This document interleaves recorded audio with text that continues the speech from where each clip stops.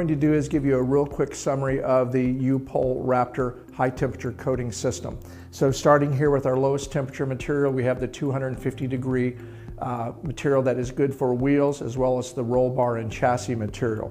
We come across, we have the engine enamel, which is available in black, red, and primer. This material is good up to 600 degrees. Then we come over to the caliper paint. The caliper paint is good up to 950 degrees. That is designed to be a direct to metal product. And then we also have the flame proof material, which is our 2000 degree Fahrenheit material on the back.